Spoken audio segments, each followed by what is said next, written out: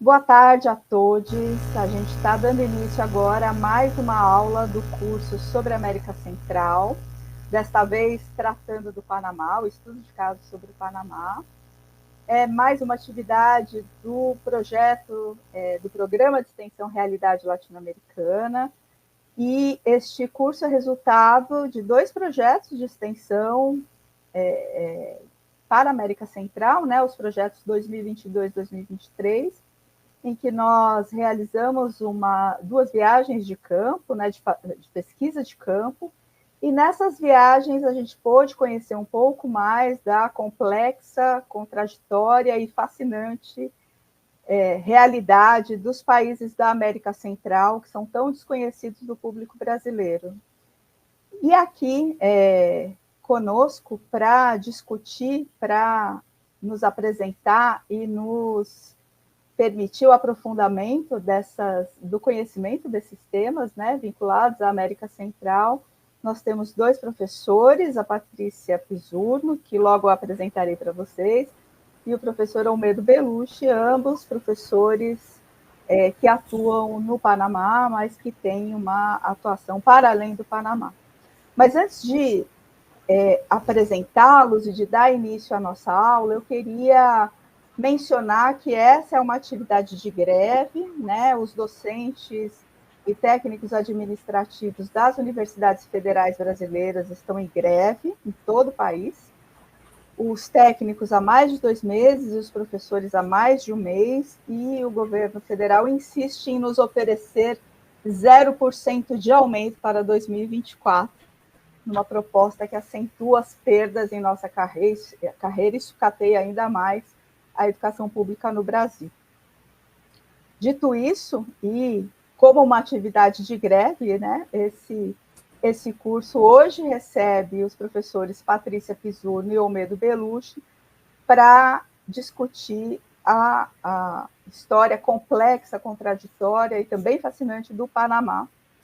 A professora Patrícia, ela é uma historiadora panamenha-uruguaia, doutora em Geografia e História pela Universidade de Sevilha, foi diretora do Arquivo Nacional do Panamá e desde 93 é docente da Universidade do Panamá, trabalhando com História do Panamá e da América.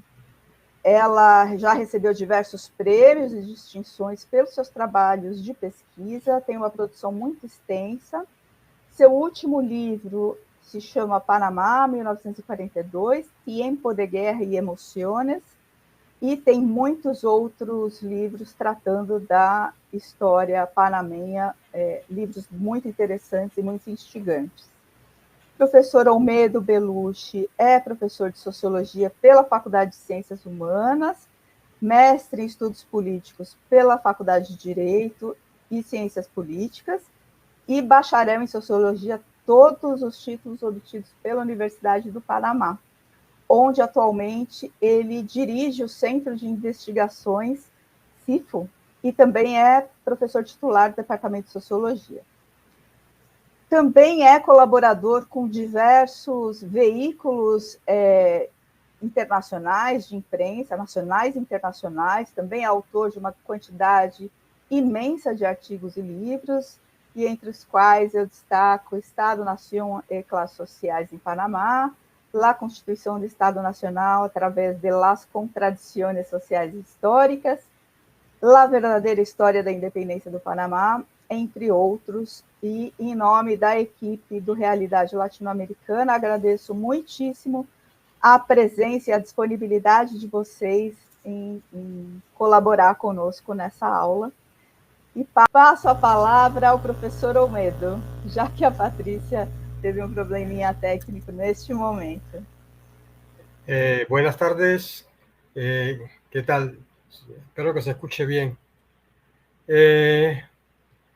Bueno, en primer lugar agradezco a la profesora Patricia Mechi por esta invitación y el contacto también del profesor Fabio, que estuvo en Panamá hace un año y poco más, y tuvimos la posibilidad de conversar con él acá sobre Panamá y sobre Brasil. También quiero expresar mi solidaridad con los trabajadores y docentes de las universidades federales de Brasil que están en huelga y solidarizarnos con sus demandas por mejoras laborales que obviamente son necesarias porque los docentes y trabajadores de las universidades también somos personas que tenemos que sobrevivir en este mundo capitalista. Bueno, me han pedido que converse un poco sobre la situación de Panamá, sobre todo haciendo énfasis en la segunda mitad del siglo XX hacia acá y en especial la invasión norteamericana de 1989. Pero creo que hay que decir algunas cosas que deben servir de marco para comprender lo que es Panamá como país. Como ustedes saben, Panamá es un istmo que está en Centroamérica, ubicado entre Costa Rica y Colombia. Históricamente, en la última fase de la colonización española, Panamá fue parte de Colombia o del Virreinato de la Nueva Granada. Y siempre tuvo un papel privilegiado en el comercio colonial y durante el siglo XIX, porque al ser un istmo permite el tráfico de mercancías y de gente entre los océanos Atlántico y el Pacífico. Y en principio casi todo el oro que se extrajo de lo que hoy es Perú y Bolivia pasó en algún momento por Panamá. Bien, luego de la independencia, Panamá era una provincia de Colombia que fue creada como Estado Nacional por Bolívar en 1821. Y ahí más o menos se mantuvo, no voy a entrar en más detalle, pero a finales del siglo XIX, Estados Unidos en su proceso de expansión fue cada vez más interesándose en el Istmo de Panamá. En primer lugar, a mitad del siglo XIX, Estados Unidos le arrebató a México en una guerra en el año 1847 la mitad de su territorio, es decir, todo lo que es la costa oeste de los Estados Unidos hasta California, con lo cual hubo la necesidad de buscar una vía de comunicar la costa este de los Estados Unidos con la costa oeste del recién conquistado oeste norteamericano, que era mexicano. En eso, evidentemente, era más fácil en ese momento viajar en barco a través del istmo centroamericano, especialmente de Panamá y Nicaragua, para pasar de una costa a otra de los Estados Unidos. Y allí Estados Unidos entró en la vida del Istmo de Panamá y de su población, y desde entonces no ha salido de ella. En 1850-55 se construyó un ferrocarril, el primero transoceánico que hubo en el continente americano, para facilitar ese transbordo de gente que iban a lo que se llamó la fiebre del oro en el oeste de los Estados Unidos. A fines del siglo XIX, Estados Unidos se expande todavía más y en 1898 le quita en una guerra con España las últimas colonias españolas en América, que eran Cuba y Puerto Rico, y una colonia importante en Asia, que eran las Filipinas. Entonces, esa guerra que pasó en 1898 hizo a Estados Unidos dueño del Mar Caribe y le puso un pie en Asia a través de las Filipinas. Eso obligó a la expansión de los Estados Unidos a pensar la necesidad de un canal que permitiera que su armada cuidara sus intereses en los dos océanos. Y eso llevó a que 5 años después, en 1903, Estados Unidos promoviera un tratado para la construcción de un canal que había empezado ya con los franceses, pero que había fracasado, controlado por Estados Unidos. En principio, ese tratado era tan abusivo que fue rechazado por la opinión pública colombiana y panameña. Y luego hubo un plan B, que fue forzar la separación de Panamá de Colombia para instaurar una junta de gobierno en Panamá que aprobara el tratado que Estados Unidos quería. Y así, en 1903, Panamá inicia la vida como Estado republicano independiente, entre comillas, porque estuvo tutelado por los Estados Unidos desde el principio.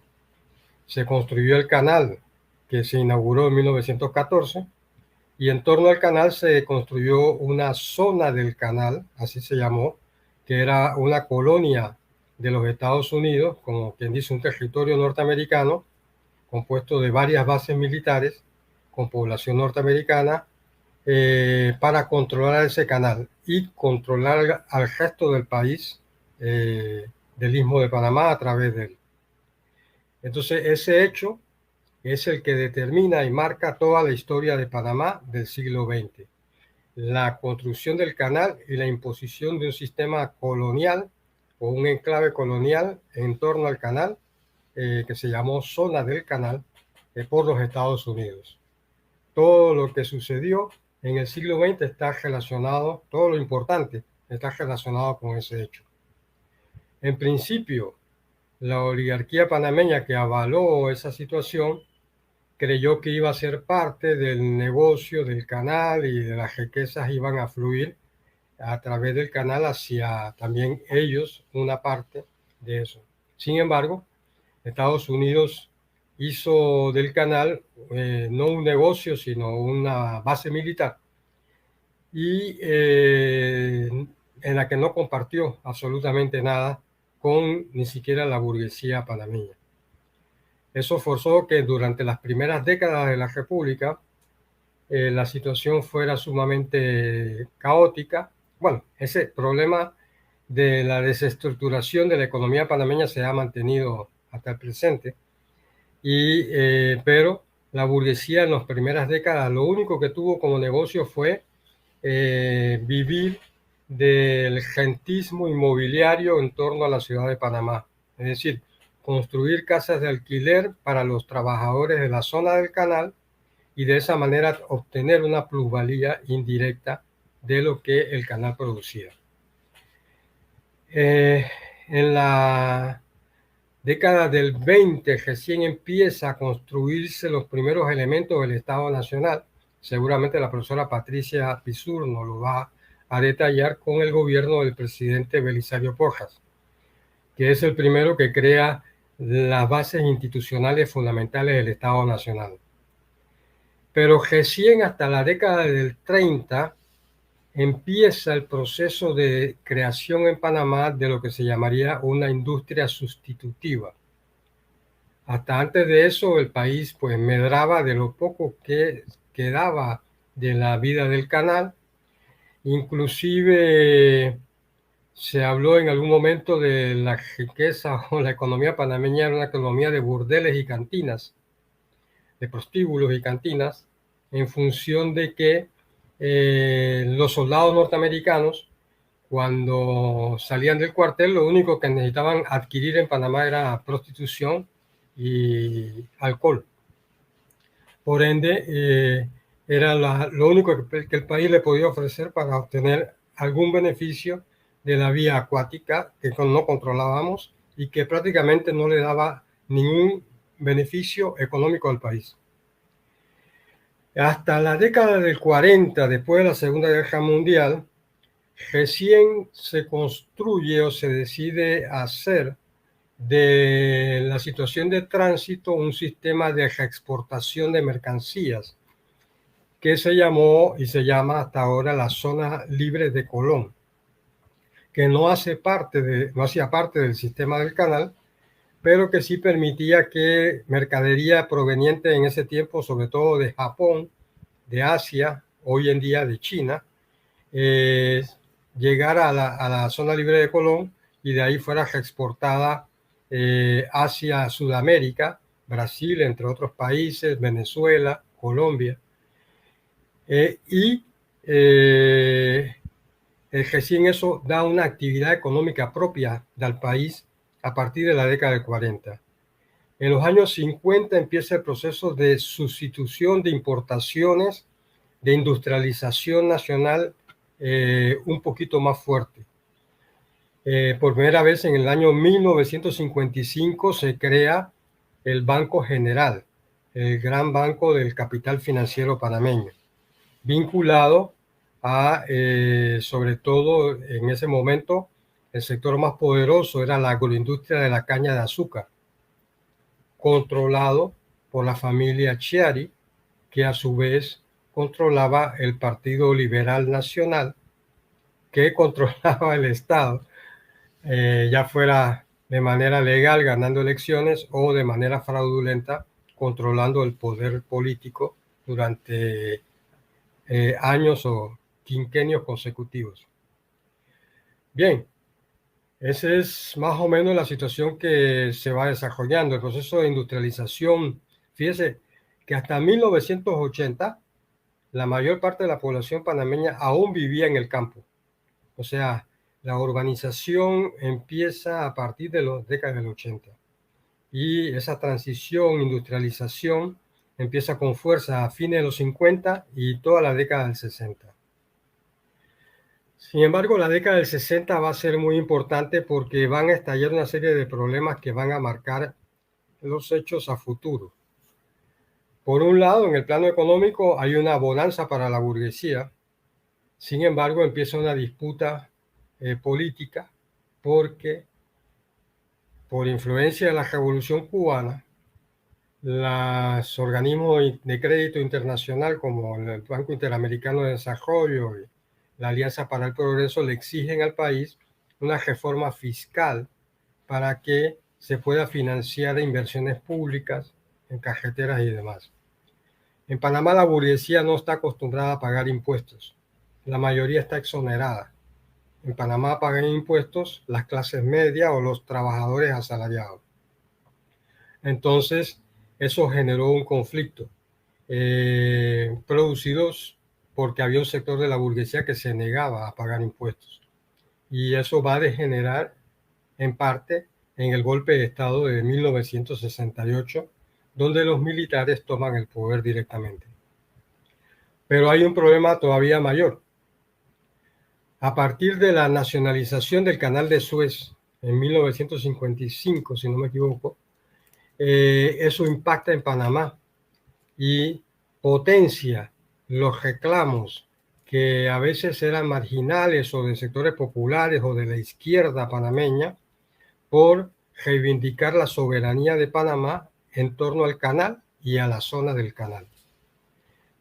Entonces, a principios de los años 60, como una forma de mitigar ese asunto, Estados Unidos firma con el gobierno panameño la posibilidad de izar la bandera de Panamá junto a la de Estados Unidos en algunos sitios claves de la zona del canal, indicando que ese territorio era panameño. Entonces, en Panamá se había creado una población norteamericana colonialista, parecida a lo que son los israelíes hoy en día en el territorio palestino, que se negaba a reconocer ningún derecho al pueblo panameño sobre la zona del canal y sobre el canal. Y se negaron a que se izara esa bandera en conjunto, las dos banderas de Estados Unidos y de Panamá. Por lo cual, en 9 de enero de 1964, un grupo de estudiantes panameños marcha hacia una escuela norteamericana ubicada en el centro de Balboa, que era la ciudad norteamericana en la zona, para pedir que se ice la bandera panameña. Ellos son agredidos, la bandera panameña es rota por los otros estudiantes norteamericanos, sus padres de familia y por la policía norteamericana. Y eso genera una explosión social en la que la gente empieza a acudir en masa al límite. Panamá tenía una especie de muralla o muro de Berlín, pero era una cerca de ciclón que dividía la ciudad norteamericana de la panameña. Entonces la gente en masa va a acudir a tratar de sembrar una bandera del lado de la zona del canal. Y la respuesta de los Estados Unidos fue dispararle a la gente. Incluso después sacan el ejército a la calle durante la noche, cuando la protesta popular es muy enorme. Y bueno, es una revolución que duró 3 días, 9, 10 y 11 de enero de 1964.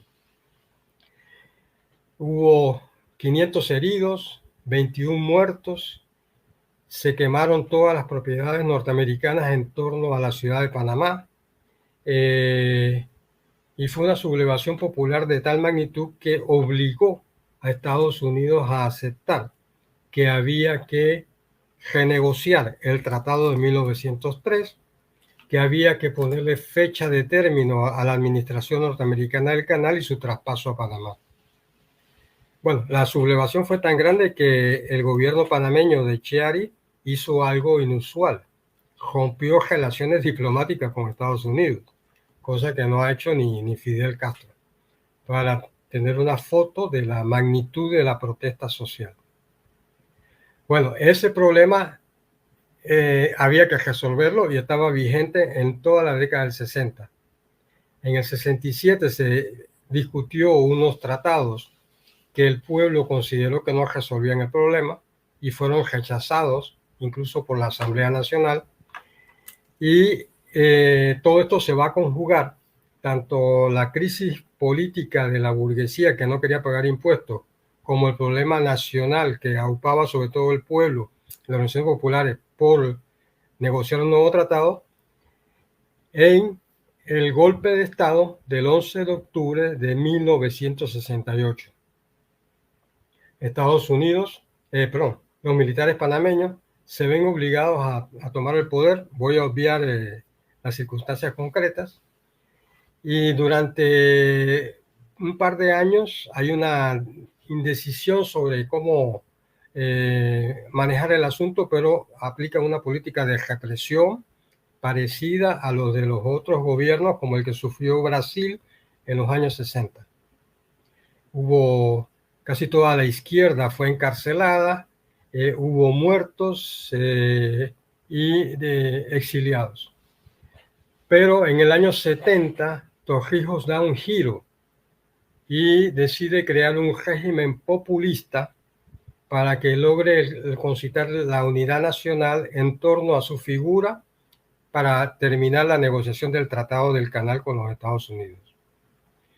Y eso es más o menos lo que Torrijos logra, o el general Omar Torrijos, que es el líder populista nuestro, una especie de Juan Domingo Perón o una especie de Getulio Vargas panameño, Omar Torrijos.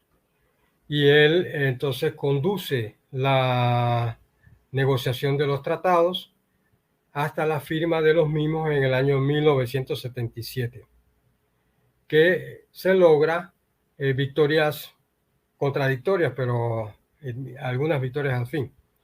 Que lo principal, la desaparición de la zona del canal a partir del año 78-79, el traspaso de las bases militares a Panamá y de la administración del canal a Panamá en un proceso paulatino que terminaría el 31 de diciembre de 1999.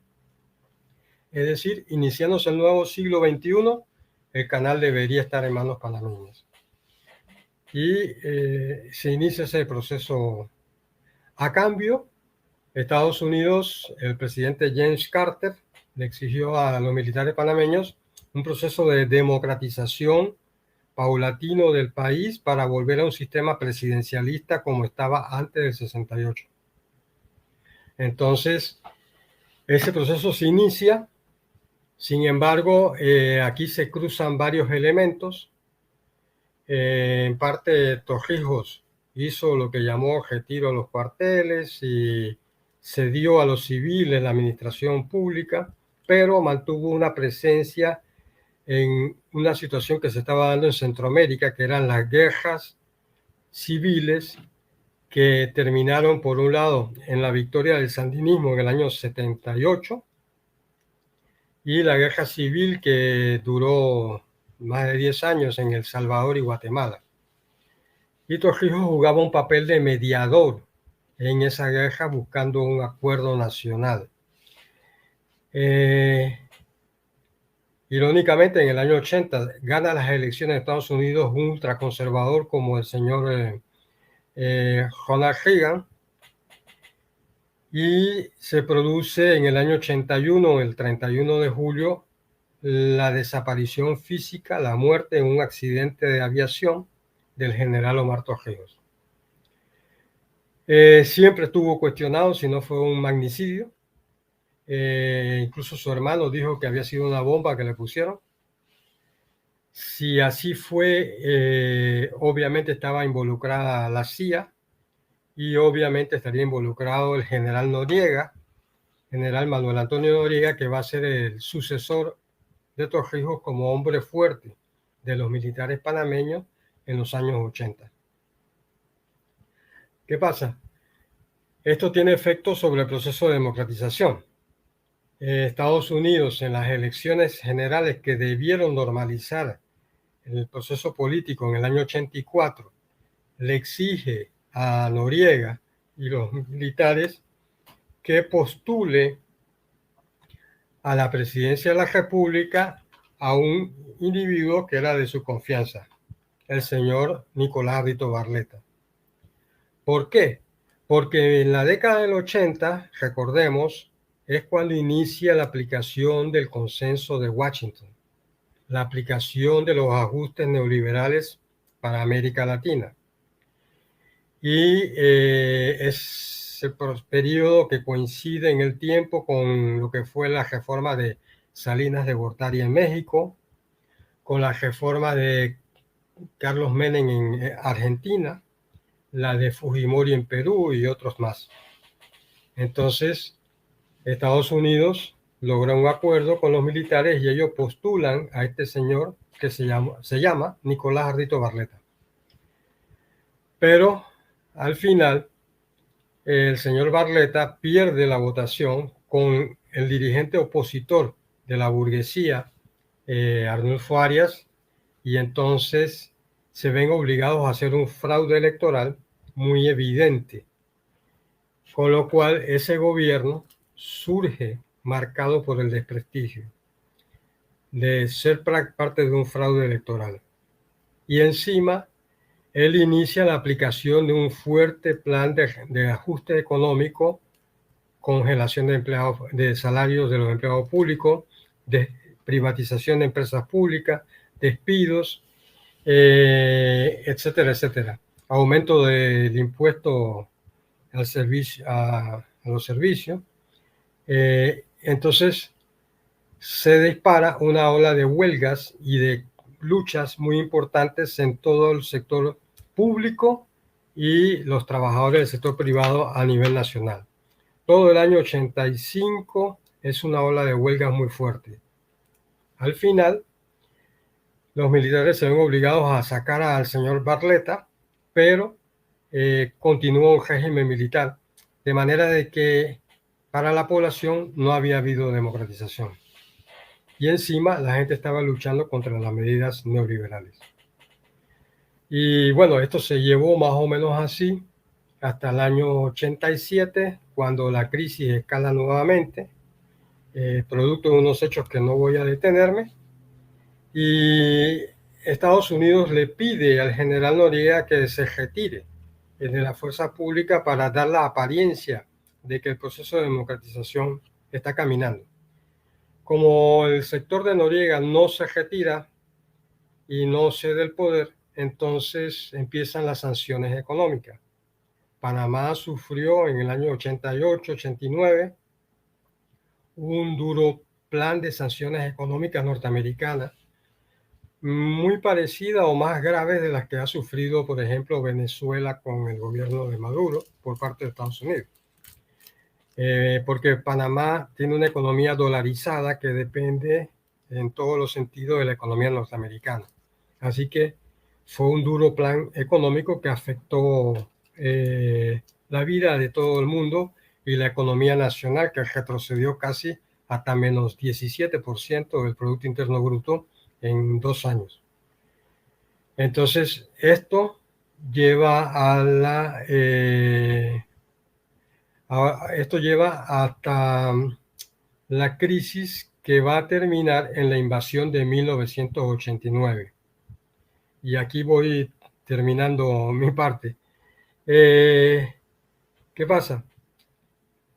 En el 89 hay nuevamente elecciones, Sin embargo, persiste el problema sobre los militares y no logran un acuerdo con los norteamericanos sobre el tema de la continuidad.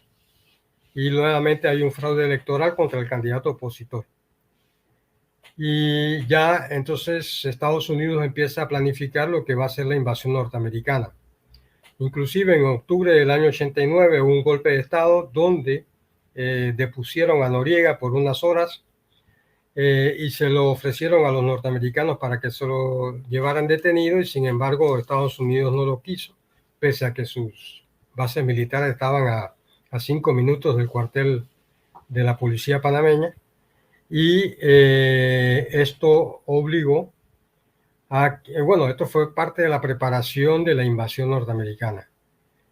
Entonces, la noche del 19 al 20 de diciembre de 1989, Estados Unidos lanza una invasión en toda la regla contra Panamá.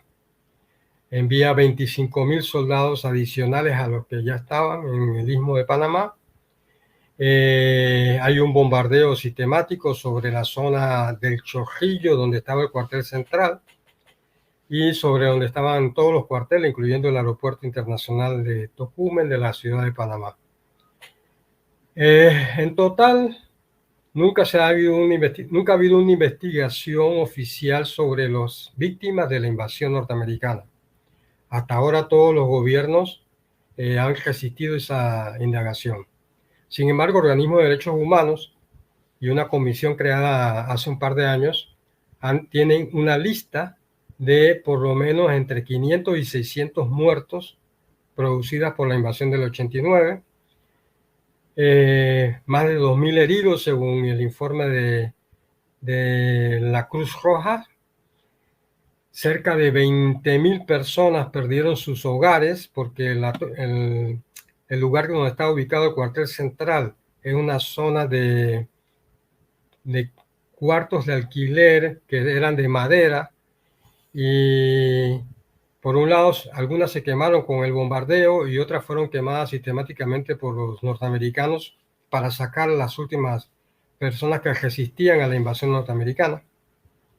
20,000 personas perdieron sus casas allí y la economía sufrió pérdidas enormes. Nunca se cuantificó el sector público cuánto perdió, pero el sector privado aseguró haber perdido $400 millones de ese tiempo en saqueos que hubo en la ciudad durante los 4 días en que la ciudad permaneció, como quien dice, en la anarquía.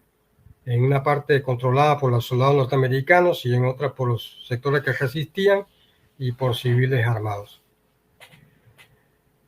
¿Cuál fue el objetivo de la invasión norteamericana y cómo se ha verificado eso en las décadas posteriores hasta el presente, que estamos viviendo bajo los efectos de esa invasión y bajo los acuerdos que surgieron de ella? En primer lugar, Estados Unidos quería resolver el tema de la legitimidad política del régimen panameño, de manera de crear un régimen que diera la impresión de ser democrático, pero a la vez que fuera títere de los Estados Unidos. Y así ha sucedido. Ellos forzaron un acuerdo entre los dos principales partidos, entre el Partido Revolucionario Democrático, socialdemócrata, y el Partido Panameñista, que es una corriente nacionalista interna de la burguesía. Y mal que bien se han alternado en el poder político durante estos 35 años prácticamente, dando la impresión de que hay democracia para los más simplistas, porque simplemente no permanece en el gobierno el partido oficialista, sino que se elige a la oposición y así sucesivamente, aunque todos aplican lo mismo. En segundo lugar, el objetivo de la invasión era la aplicación en Panamá de la política neoliberal que se había fracasado con el gobierno de Barletta. Y así fue.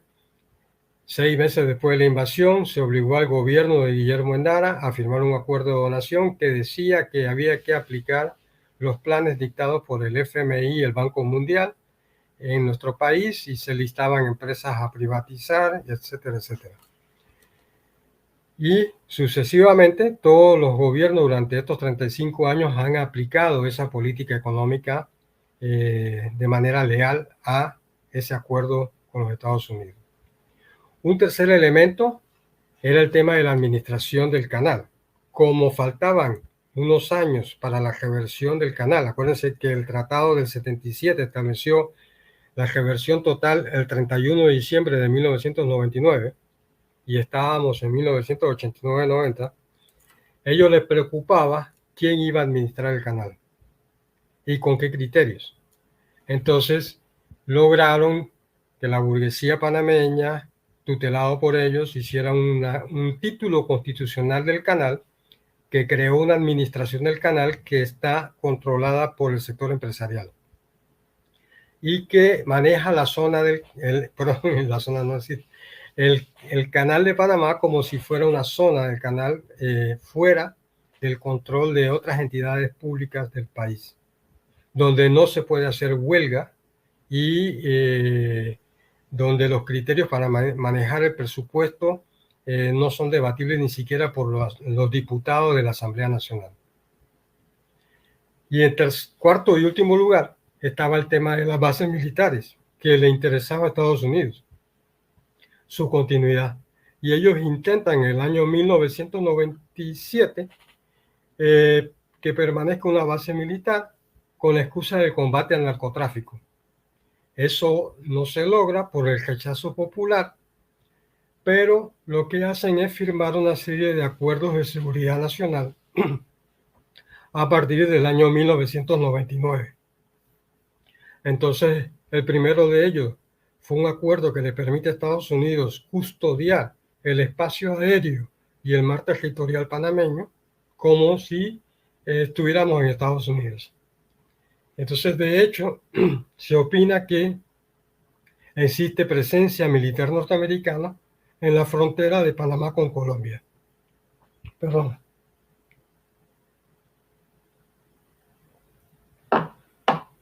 Y bueno, hasta ahora eso es lo que han aplicado, incluso ejercicios militares, aunque el país supuestamente después de la invasión no tiene ejército, acaba de terminar unos ejercicios militares tutelados por el Comando Sur de Estados Unidos en Panamá. Así que ellos mantienen la influencia sobre el país. Nada evidencia más el hecho de que son gobiernos títeres de Estados Unidos, el hecho de la política exterior del país. De ser una política exterior independiente en el periodo de Torrijos, tercermundista, Panamá pasó a ser un acompañamiento de los Estados Unidos.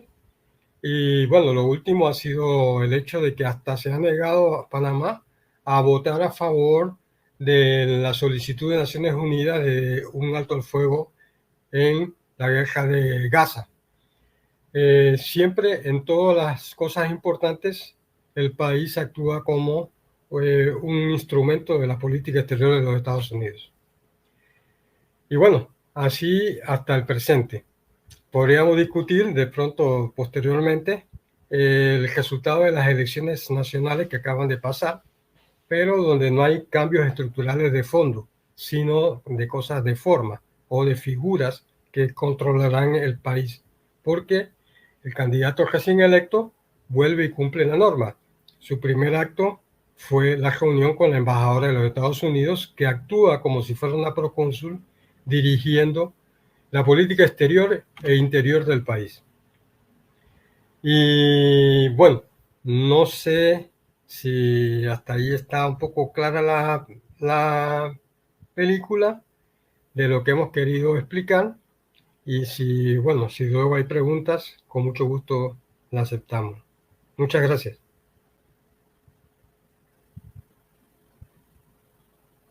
Obrigada, Olmedo. Foi um panorama muito interessante para nós brasileiros, né, que conhecemos pouco do Panamá e particularmente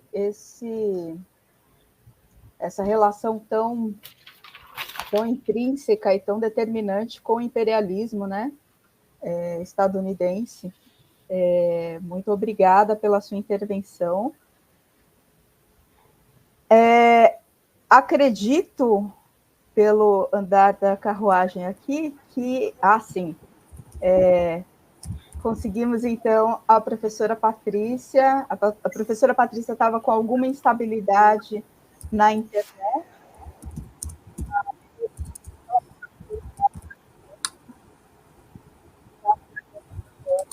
Aula. Sí, aquí estoy.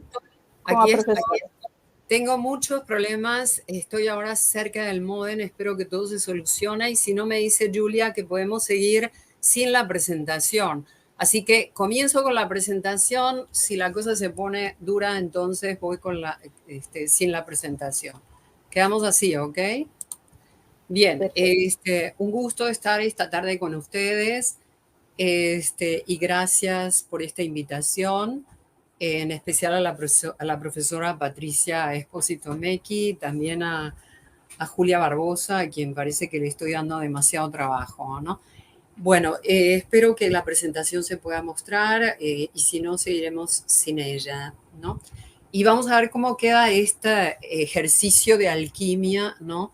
Esta microhistoria de Panamá en apenas media hora, ¿no? El primer punto, que ya lo destacó el profesor Olmedo Beluche, es que la geografía es el mito fundacional de Panamá, ¿no? Un istmo estrecho, en su parte más angosta tiene 80 kilómetros entre los océanos, entre la ciudad de Panamá sobre el Pacífico y Colón sobre el Atlántico. Es lo que mide el canal de Panamá hoy, 80 kilómetros, ¿no? Y también, ¿verdad?, su posición geográfica, en el centro del mundo, equidistante de todos los lugares de la Tierra, decía Simón Bolívar. De manera que este es el mito fundacional de todo, es el mito fundacional, es el mito, ¿verdad?, de la independencia de España y el mito de la separación de Panamá y Colombia y de la fundación de la República.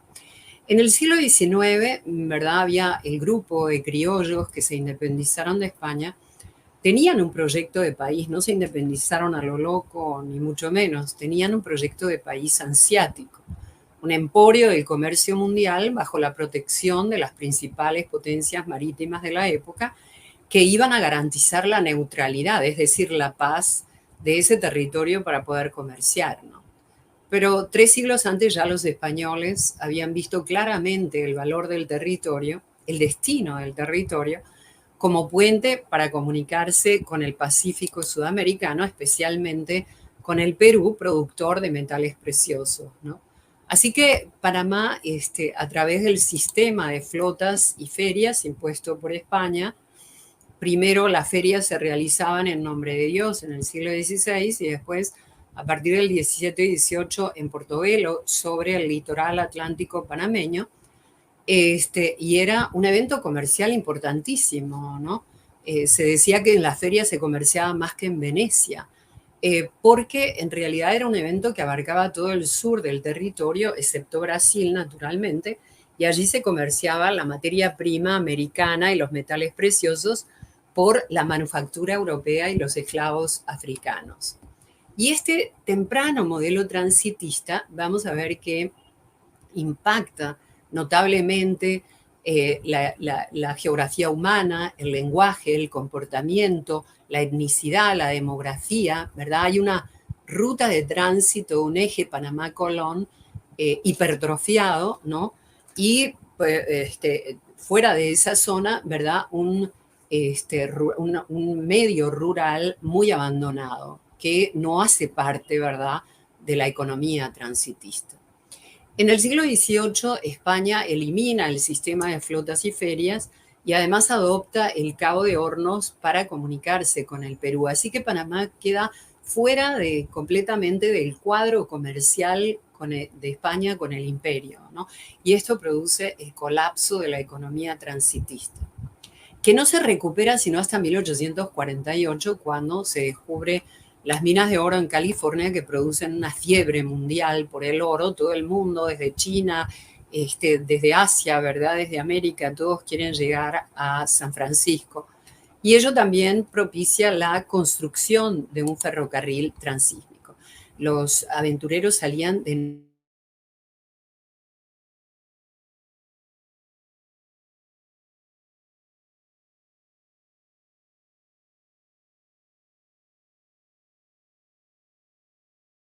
acuático por el río Chagres, un camino completamente donde moría mucha gente.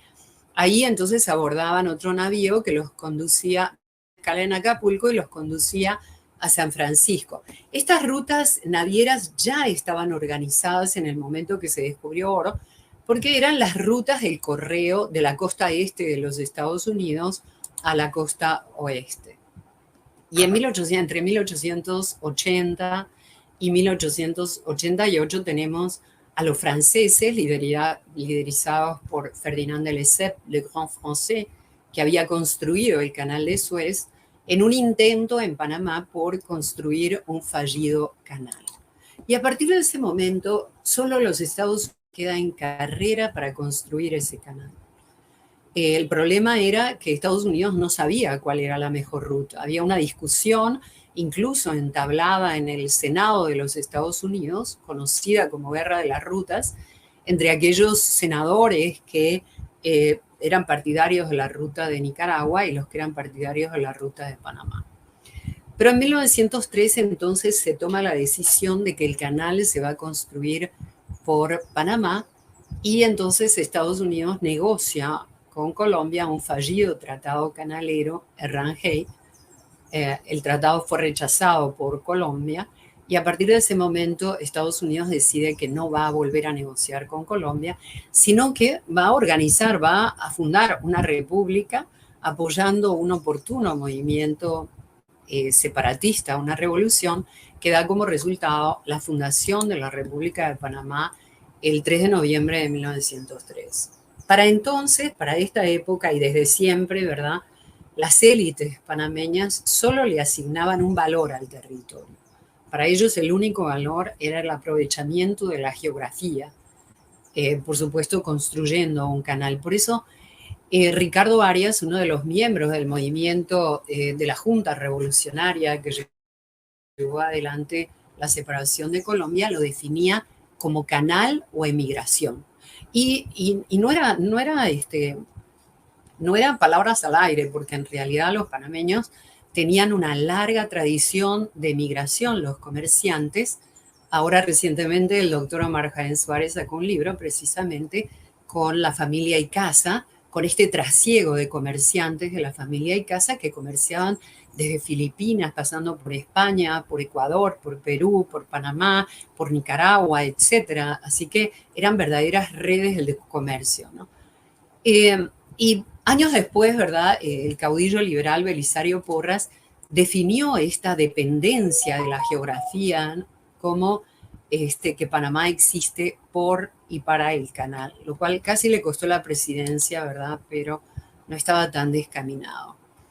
Más recientemente, ¿verdad?, el historiador John Major se reafirma en eso y señala que la importancia de Panamá para la historia moderna radica exclusivamente en su ubicación en uno de los grandes nodos del comercio marítimo mundial. Bien, así que en 1903 la premura era firmar un tratado canalero con los Estados Unidos para que Estados Unidos no construyera ese canal en Nicaragua.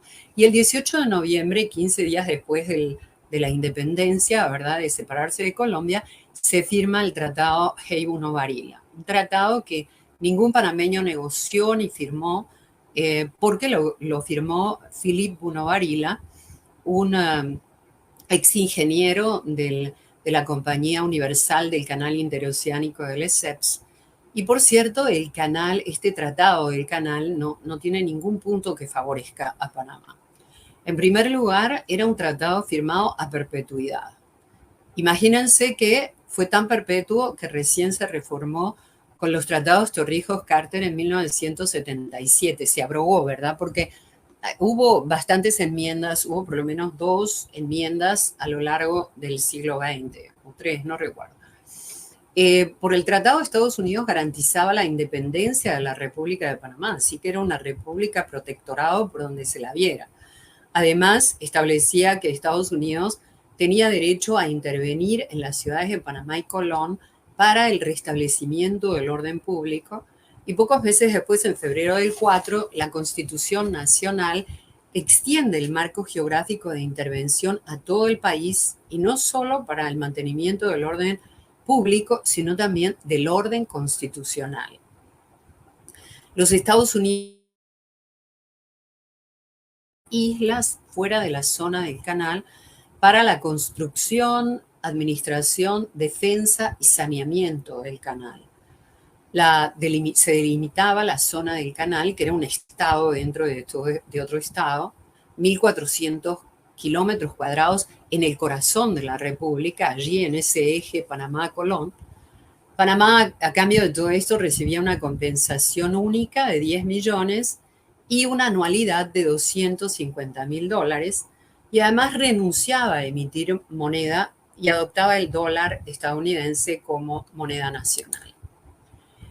Y acá llegamos al segundo punto, ¿verdad? El primer punto es la geografía, que es el mito fundacional, y el segundo punto, en estos primeros 50 años de república, va a ser la presencia avasalladora de los Estados Unidos y la dependencia económica casi absoluta de la zona del canal, de la República de Panamá, ¿verdad?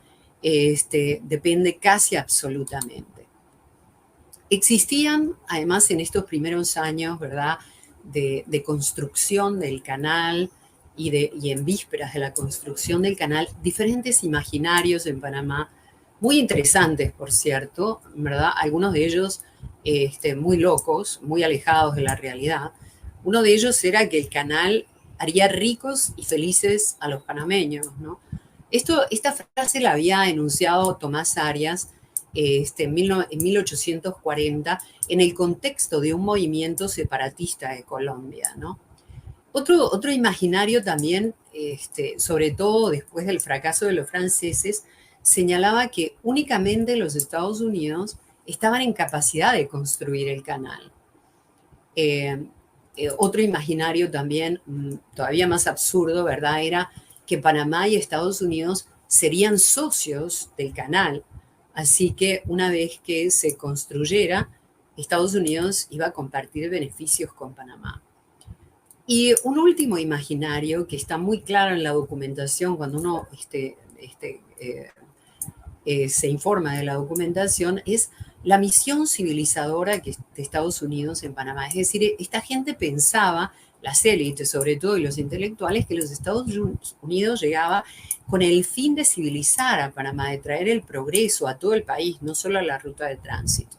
Y eso provocó en estos primeros años un endiosamiento absoluto de los Estados Unidos. Vamos a ver que más adelante se va a producir la satanización, ¿no? Pese a ello, de entrada hubo puntos de conflicto, ¿no? Como por ejemplo la propiedad de los puertos, que Estados Unidos se reservó para sí mismo. Panamá reclamaba aranceles comerciales de la zona del canal que Estados Unidos no iba a compartir, y también Panamá estaba convencida de que por el Tratado Heybo-Novarila no había renunciado nunca a la soberanía sobre la zona del canal, lo cual eran puntos de conflicto importantes, pero en realidad continuaba, ¿verdad?, ese endiosamiento de los Estados Unidos. Y llegados aquí, me interesa un poco que veamos cómo era Panamá en 1903, cómo era esta pequeña república que se funda pura y exclusivamente, ¿verdad?, para construir un canal, ¿no? En primer lugar, tiene 77.000 kilómetros cuadrados, ¿no? Un poco menos, bastante insignificante en comparación a los 8.500.000 que tiene Brasil, ¿verdad? Tiene 3.000 kilómetros de costas, 1.300 por el Atlántico y 1.700 por el Pacífico. En 1903 tenía poco más de 300.000 habitantes, es decir, una densidad de población de menos cuadrado. Hoy tiene 57, ¿no? El 80% de la población era rural, el 75% de analfabetismo. Tenía una sociedad urbana, ¿verdad?, integrada por una élite. Esta élite en realidad estaba constituida por muchas familias que venían de la época hispana Y a lo largo del siglo XIX habían recibido el aporte de comerciantes estadounidenses y europeos que se habían mezclado con ellos. Era una clase blanca y era una clase endogámica en su mayor parte, y en realidad era una gran parentela, toda esta clase poderosa que además controlaba la economía y el poder, ¿no? Había una clase media integrada, ¿verdad?, por comerciantes, bueno, sí, empleados del comercio, algunos profesionales de clase media, maestros, etcétera. Era tan minúscula numéricamente como la élite, ¿no? Y finalmente, en la base de la pirámide social, encontramos a los jornaleros y letrados sin oficio conocido, ¿verdad? En el interior del país, 72 latifundistas controlaban 6 de los 8 millones de hectáreas que conforman el territorio de Panamá. Es decir, el 75% de las tierras estaban en manos de 72 personas. Todo lo cual creó, ¿verdad?, un sistema feudal precapitalista donde los gamonales, los caciques, imponían las leyes y controlaban la vida de los campesinos sin tierra. Había entre 25.000 y 30.000 indígenas invisibilizados, ¿no? La República carecía de caminos, puentes, carreteras, escuelas, hospitales, asilos, etc.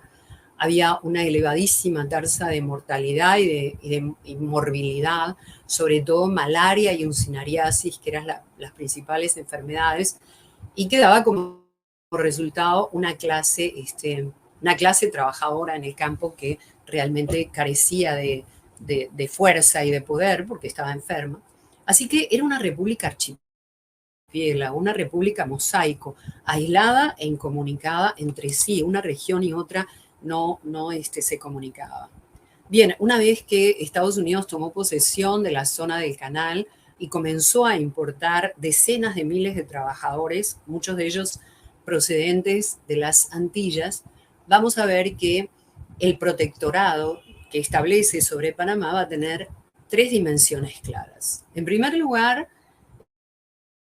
el resultado de las elecciones, es decir, que hubiera elecciones limpias y transparentes en Panamá. Para ello, él necesitaba, ¿verdad? Estados Unidos necesitaba de esto para garantizar la paz y el orden y evitar las guerras civiles, los levantamientos, etcétera, para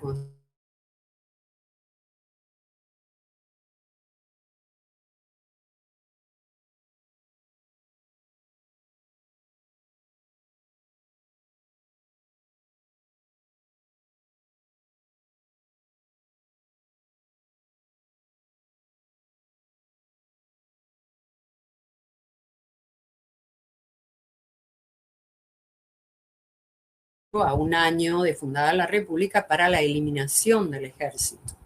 Señala que es una fuerza incontrolable, ¿verdad? Y entonces se forma esta Policía Nacional que funcionó durante estos primeros años con asesores militares estadounidenses, y que incluso en 1916 Estados Unidos presionó para que se desarmara de rifles de largo alcance porque había continuos enfrentamientos con los marines norteamericanos. Y un tercer punto fue el control financiero, es decir, garantizar finanzas sanas en la República también para evitar lo mismo, ¿no? Levantamientos, desorden social, etcétera, para lo cual nombró agentes fiscales. De manera que Panamá tuvo que resolver su destino con la compañía de los Estados Unidos, que no siempre era grata, por supuesto. A medida que los Estados Unidos fue adquiriendo poder a nivel mundial, entonces el canal se fue convirtiendo en un punto estratégico de su geopolítica y se llenó de bases militares la zona del canal y de bases aeronavales, y aumentó la población militar, y con el aumento de la población militar también surgieron nuevos puntos de conflicto. Uno de ellos fue el régimen puritano que se estableció en la zona del canal. Allí no había ni cantinas, ni prostíbulos, ni cabarets, ni salas de juego. Así que la población, tanto civil como militar, de la zona del canal hallaba diversión en las ciudades de Panamá y Colón, que se tapizaron con estos antros, ¿no? Circulaba una broma perversa, por cierto, entre los mismos soldados, que decía que si a Panamá se le colocara un techo sería el prostíbulo más grande del mundo. También Estados Unidos fundó comisariatos en la zona del canal, donde se vendían artículos y productos libres de impuestos, y eso desató un intenso contrabando hacia las ciudades de Panamá y Colón. Y se responsabilizó a los obreros antillanos de ser quienes introducían el contrabando, porque además muchos de ellos vivían en las ciudades de Panamá y Colón. También Panamá rechazaba esta población, ¿verdad?, antillana, quería que Estados Unidos la repatriara, y Estados Unidos fue muy lento en este aspecto, y se culpaba también a estos antillanos de haber caribizado la ciudad de Panamá. Existía también un imaginario de que la ciudad de Panamá había sido blanca antes de la llegada de los norteamericanos para construir el canal y de la importación de antillanos, pero eso era una falacia, ¿verdad? Finalmente, otro punto de conflicto importante y que prácticamente estuvo vigente durante todo el siglo XX es que los trabajadores panameños que se integraron a la nómina del canal fueron incluidos en la nómina de plata, es decir, eran trabajadores silver roll igual que los antillanos, y en realidad no como los estadounidenses blancos que eran gold roll, es decir, ganaban más, a veces por idénticos trabajos, y además tenían una serie de privilegios. Al inicio, ¿verdad?, Estados Unidos fue muy reacio a contratar trabajadores panameños, por eso importó decenas de miles de trabajadores de las Antillas, también vinieron de la Europa mediterránea, etc. Y solo 500 panameños se registra que trabajaron en esta primera etapa de una población de obreros de 60.000 personas, ¿no?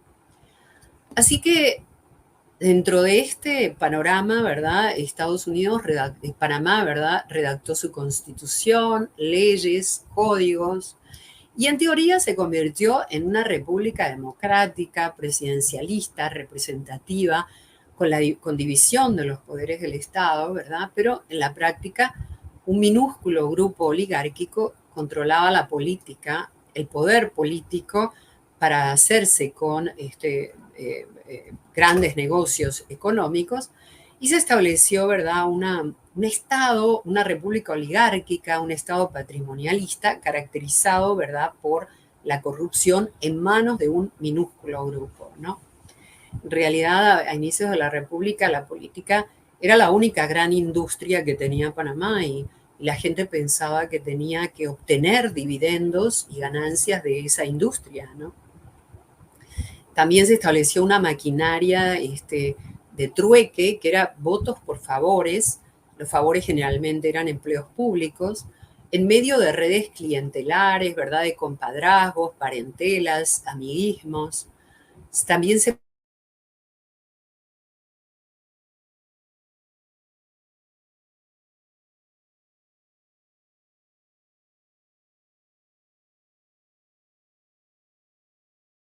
fueron manejados por las familias de la oligarquía, que manipularon y desinformaron a una opinión pública muy iletrada, además en un país como Panamá que no apuesta, ¿verdad?, por el desarrollo de una conciencia crítica ni da herramientas analíticas.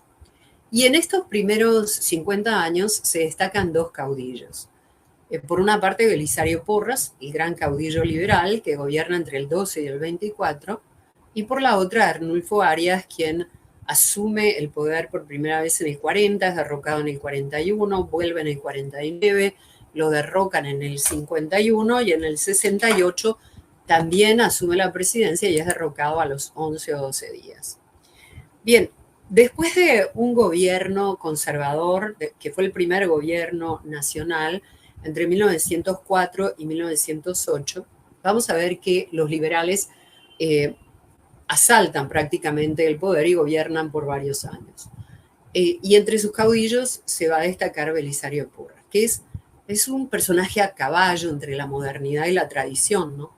Por una parte es muy moderno porque funda instituciones modernas como el registro público, el registro civil, los archivos nacionales, inicia la labor de codificación nacional, construye escuelas, hospitales, carreteras, puentes, ferrocarriles, pero por la otra es un personaje atado a la tradición política que venía de la etapa colombiana, ¿no? Al clientelismo, a la manipulación, etc., ¿no?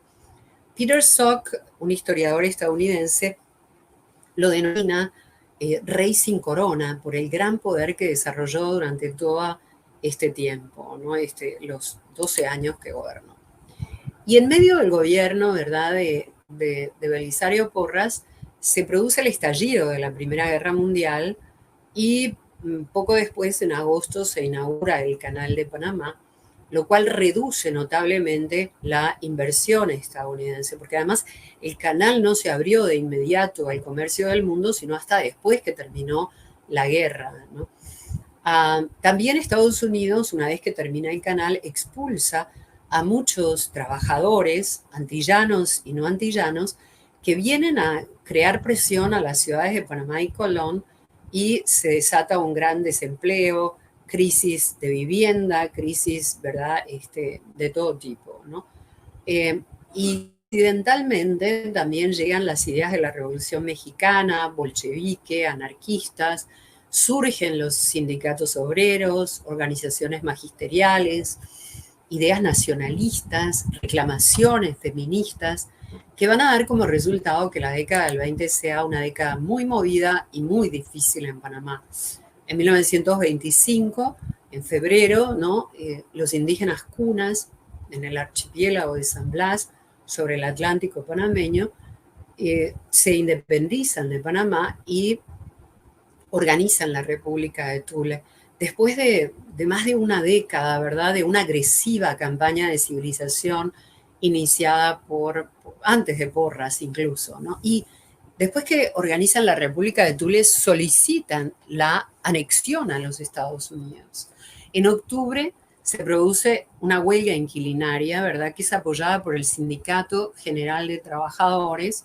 El gobierno entra en pánico y piensa que se va a instaurar una dictadura del proletariado, y entonces solicita la intervención militar norteamericana en las ciudades de Panamá y Colón. En 1926, grupos nacionalistas rechazan la primera enmienda realizada al Tratado del Canal, que fue el Tratado Kellogg-Alfaro, que nunca se aprobó. Y el 2 de enero de 1931, Acción Comunal, un grupo nacionalista, da un golpe de Estado, ¿no? Y todo esto nos habla de una generación de nuevos panameños que ya no se oponen al intervencionismo norteamericano, y además de eso también a la corrupción de los gobiernos oligárquicos, ¿no? Y el canal comienza a surgir como un símbolo antinacional. Por primera vez se rechaza el modelo de país cosmopolita que se había impuesto a inicios de la República, y se busca un regreso a las raíces hispanas en el interior del país, al ruralismo, ¿verdad?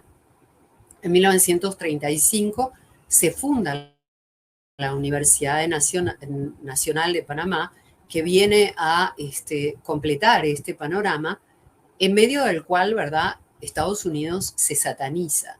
Esta época del 20 y los 30, ¿verdad?, es la satanización de Estados Unidos por contrapartida al endiosamiento que habíamos visto a inicios de la República, ¿no?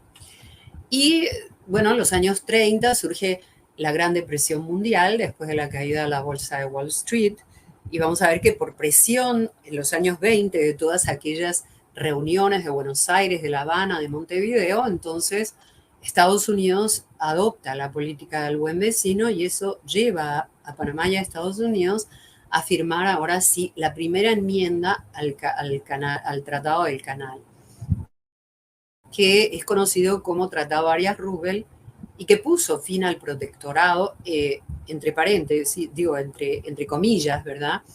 Y además le otorgó algunos beneficios comerciales a Panamá, pero transformó a Panamá en un aliado de guerra de Estados Unidos, ¿no? En vísperas, además, del estallido de la guerra, ¿no? Y otro hecho muy curioso que se produce en esta época es el empoderamiento de la Policía Nacional. Los gobiernos, ¿verdad?, oligárquicos son tan débiles en medio de esta crisis financiera, de estos desajustes, que le abren la puerta de los cuarteles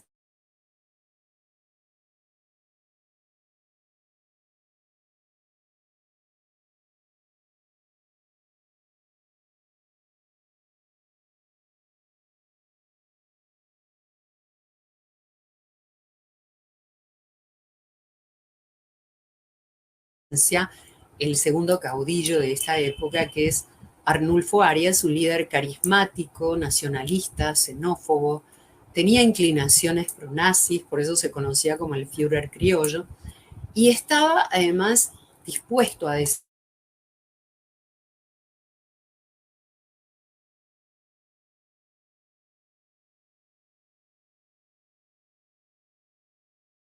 judíos, aprobó la Constitución del 41 que le quitaba la nacionalidad panameña a los hijos de antillanos nacidos en Panamá, crea la seguridad social, le da el voto a la mujer en forma restringida, pero se lo da, y también se propone devolverle a los panameños el orgullo de ser panameños, porque los panameños habían desarrollado un gran complejo de inferioridad en su trato con los extranjeros, ¿no? Así que todos conocemos las humillaciones, ¿verdad? Infligidas por los norteamericanos, etcétera, ¿no? Pero también Arnulfo Arias se opone a la política de defensa del canal realizada por los Estados Unidos, y en este forcejeo vamos a ver que es derrocado en octubre de 1941, 2 meses antes del bombardeo japonés a Pearl Harbor, que da como resultado la entrada de Estados Unidos y Panamá en la Segunda Guerra Mundial contra el eje, ¿no? Esta guerra va a provocar en Panamá una danza de millones, ¿verdad? Cuando Panamá le arrienda a Estados Unidos 130 bases militares en todo el territorio nacional y se produce el crecimiento desmedido de la población militar que supera los 100.000 hombres, ¿no? Y al fin de la guerra vamos a ver entonces que Estados Unidos muestra su interés en permanecer en la base de Río Hato y en otros territorios. Se firma un convenio de bases conocido como Philos-Hines, que es rechazado por los grupos nacionalistas, ¿no?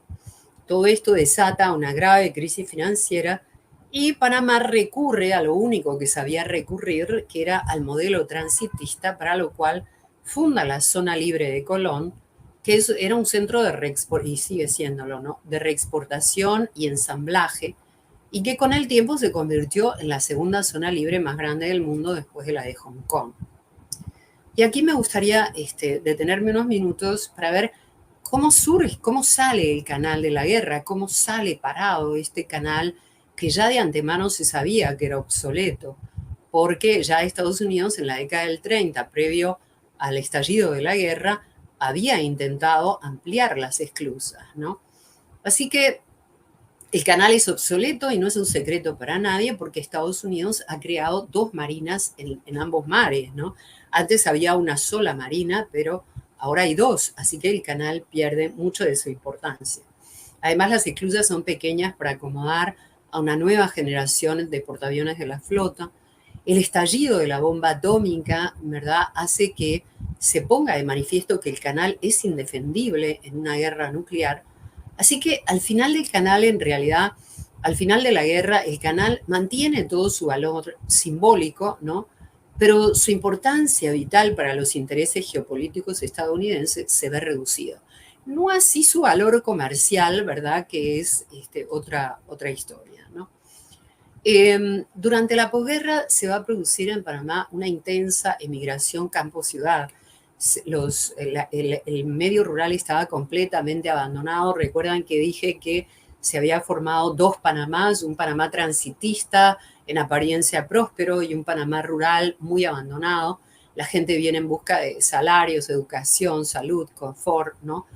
Y surge una intelectualidad de los años 50 que denuncia que el canal deformó la economía, creando, ¿verdad?, esta zona de tránsito hipertrofiada, y una cultura, y también deformó la cultura, dándole a los panameños una mentalidad canalera, una cultura extranjera, ajena, ¿verdad?, a ellos, con lo cual proponen una vez más, como los intelectuales del 30, el desarrollo del medio rural.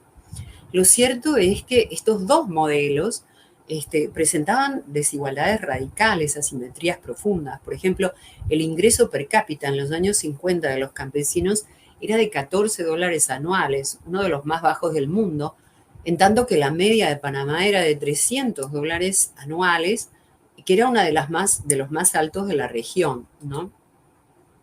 Por esta época hay una clase pudiente que monopoliza las actividades de la economía transitista, los servicios legales como embanderamiento de naves, como constitución de sociedades anónimas, son los representantes legales de las grandes compañías norteamericanas y también monopolizan los servicios bancarios, ¿no? Hay una clase media ya más sólida, más consolidada, que son asalariados del gobierno, de la empresa privada, periodistas, profesores, profesionales liberales. Sobre todo aquí en esta clase media, ¿verdad?, es donde están los grupos nacionalistas. Y una clase baja fuera de la economía formal, con más de un 50% de pobreza. Y estas tendencias, ¿verdad?, se han mantenido a lo largo del tiempo en Panamá. En 1940 regresa Arnulfo Arias. En el 48 hay elecciones presidenciales teñidas de violencia y fraude, lo cual revela una profunda crisis de los gobiernos oligárquicos y también pone a prueba la democracia en Panamá. Remón impone como presidente al candidato contrincante de Arnulfo, que es Domingo Díaz, pero Domingo Díaz fallece en el poder un año después de haber asumido, en el 49, y lo sucede su vicepresidente, Daniel Chanis, quien de inmediato le solicita la renuncia a Remón Cantera. Por cierto, esta es la foto de Remón, ¿no? A Remón Cantera, ¿no? Pero Remón lo obliga a renunciar a él.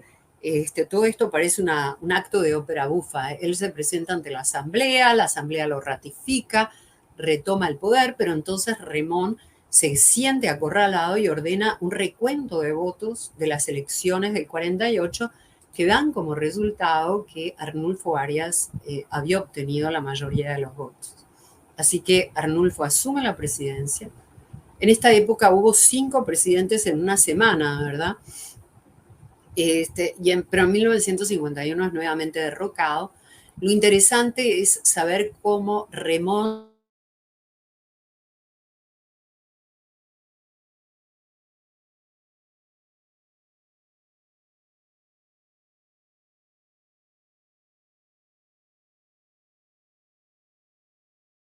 Estados Unidos firman un nuevo tratado, una nueva enmienda del tratado Remón-Eisenhower. Bueno, esto es todo.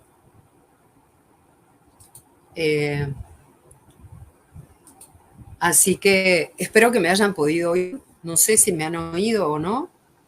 Sí, sí. Te escuchamos muy bien, no? pero no visualizamos lá a pantalla. Bueno. Mas foi muito bueno. Foi muito bom, a gente conseguiu ter também um panorama muito interessante, os comentários no chat são ótimos, e a gente já tem algumas perguntas aqui.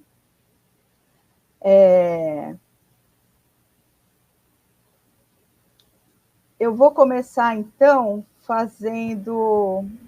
Isso, o Medo já está aqui também, né? Eu vou começar fazendo algumas questões. Acho que eu posso fazer blocos de 3 questões para ambos, e aí vocês escolhem as questões que vocês querem discutir. A primeira pergunta é da Ana de Oliveira. Ela agradece, muchas gracias. Que influência tiene China atualmente em comércio canaleiro? A segunda questão sou eu mesma que vou fazer, e aí eu queria perguntar para a Patrícia sobre... Então, eu vou fazer uma pergunta que eu ia fazer para o Olmedo. Eu queria que você comentasse um pouco mais sobre a questão da militarização do canal, né? Qual que é o papel militar do canal?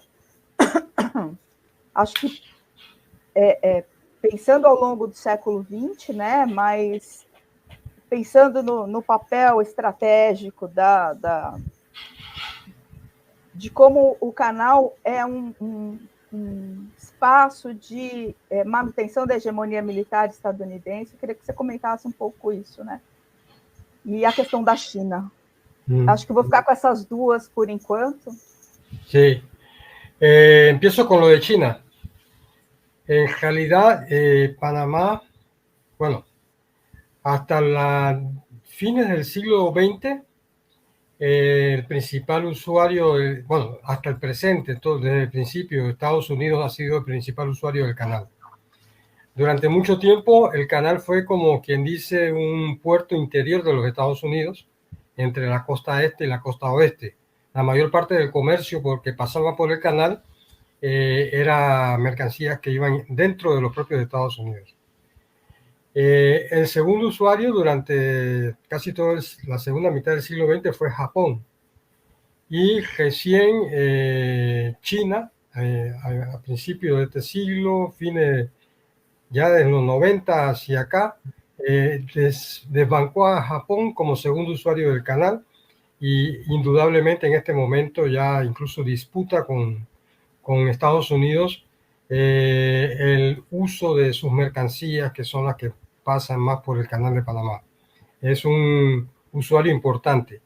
Pese a eso, como la política exterior panameña después de la invasión era casi una política títere de los Estados Unidos, Panamá reconocía a Taiwán como país entre la disputa allá que hay.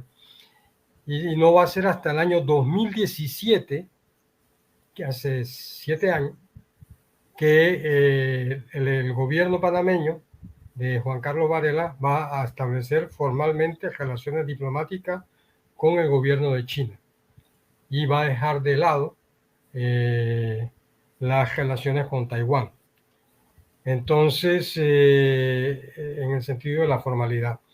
Aquella vez, en el 2017, fue recibido, Xi Jinping vino a Panamá, hubo una serie de ofrecimientos económicos, inclusive él ofreció construir un ferrocarril hasta la frontera con Costa Rica, gratuito, pagado por el gobierno chino, y luego hay una ampliación para construir un cuarto puente sobre el canal que estaba en proyecto, lo ganó una empresa china casualmente también. Ya antes, desde la década del 90, cuando se privatizó el puerto de Balboa y de Cristóbal en la ciudad de Colón y Panamá, lo ganó la licitación una empresa china y Estados Unidos manifestó dudas sobre el control de esa empresa china sobre los puertos que están a la entrada del canal. Bueno, tan pronto cambió el gobierno en el 2019 y entró el gobierno de Laurentino Cortizo, Estados Unidos presionó fuerte para neutralizar la nueva influencia que China estaba teniendo. Y entonces, de hecho, congelaron la construcción del puente. Pasaron estos 5 años y ese puente no se construyó. Y ahora se hizo una licitación nueva donde creo, no estoy seguro si es la misma empresa, pero cambiaron las condiciones. Y de hecho la promesa del ferrocarril que había hecho los chinos no se construyó tampoco, aunque ahora es nuevamente una promesa electoral del gobierno que acaba de salir, pero no ha dicho si acepta la contribución china. De hecho, desde el 2017 Estados Unidos ha hecho diversas manifestaciones y con políticos panameños para tratar de neutralizar esa reciente influencia china creciente en el Istmo de Panamá. Pero no hay duda de que China es el segundo usuario del canal y que es el mayor usuario de la zona libre de Colón, de la que habló la profesora, en la exportación de mercancías a Sudamérica desde el Istmo de Panamá. Sobre el tema de la militarización, bueno, siempre estuvo desde el siglo XIX, cuando se construye el ferrocarril que atraviesa el Istmo, por parte de una empresa norteamericana, siempre hubo presencia militar norteamericana. y se ha mantenido en el largo plazo. O sea, el control del istmo, como esa zona estratégica que describía la profesora Pisurno, por parte de Estados Unidos nunca se ha perdido de vista, y especialmente fuerte a partir del siglo XX con la construcción del Canal de Panamá. En ese sentido, aunque Estados Unidos desmanteló el ejército que Panamá heredó de Colombia en 1904, siempre mantuvo una asesoría sobre la policía panameña, pero como una policía secundaria donde el papel central era el ejército de los Estados Unidos. En la década del 50, con el macartismo, Estados Unidos entonces convirtió la Policía Nacional Panameña en una Guardia Nacional. La elevó un poquito más, la militarizó a través del presidente Ramón Cantera, que era militar en ese tiempo. Y luego, cuando después de los tratados de Trujillo-Carter, Noriega asume la jefatura de la Guardia Nacional, él tiene el proyecto de que a la salida del ejército norteamericano y la reversión de las bases militares a Panamá fuera reemplazada cada base militar norteamericana por tropas panameñas, para lo cual Noriega diseñó la creación de un ejército nacional que llamó Fuerzas de Defensa. Al principio, Estados Unidos financió y estuvo de acuerdo con ese proceso, pero en la medida en que aumentaron las contradicciones con Noriega, Estados Unidos le quitó apoyo, y cuando se produce la invasión, la política fue desarticular el ejército que había creado Noriega y poner en la Constitución que Panamá no tendría ejército. Sin embargo, en todos estos años se ha vuelto a la política de mantener en lo formal una policía, pero con sectores militarizados, asesorados y entrenados por Estados Unidos, y acuerdos de seguridad como los que ya mencioné. Entonces, la policía tiene una área que se llama la Policía de Fronteras, que es de hecho un ejército en la práctica, en la forma como funciona, y que está entrenada por oficiales norteamericanos. Hace como 10 o 15 años se firmó un acuerdo de bases en ciertas zonas, bases militares, que permitirían asesoría norteamericana. Y de hecho no hay información para la ciudadanía sobre cómo opera, pero sí hay una colaboración estrecha. Y acaba de finalizar ayer un ejercicio militar tutelado por el Comando Sur de los Estados Unidos a la Policía Panameña. Muitas graças, Olmedo. Enquanto você falava, surgiram 9, 10 perguntas. Então, eu vou fazer a leitura de 3, mas antes eu vou passar a palavra para a professora Patrícia, que quer... Você quer fazer alguns comentários, professora? No. Veo que aquí dice para la profesora Patricia, bueno, hay otra pregunta también sobre la autonomía de las comarcas, ¿verdad? Sim, eu vou fazer leitura de três questões e aí passo a palavra para vocês de novo. Okay. Então, a primeira questão dessa rodada é do Floyd Moreira Silva. Pensando en la coyuntura de la internacionalización del trabajo, ¿hay patrones que se pueden verificar entre la proletarización de Panamá y de los otros países del Istmo? Segunda questão, ¿es posible decir, da Flávia Favre, ¿es posible decir que el intercambio de mercancías y superexplotación con la División Internacional de Trabajo en los procesos transísmicos se agudizó con la construcción del Canal de Panamá? Y la tercera, de Marianne, ¿creen que la influencia estadounidense en lo canal está disminuyendo y la da China aumentando? Para mim? Aí eu acho que vocês ficam à vontade para ver quem responde o quê. O que vocês se sentem mais... Podem responder as duas, todas também. No, brevemente, la influencia china está presente, está creciendo, digamos así, pero Estados Unidos, por supuesto, no renuncia a su influencia sobre Panamá.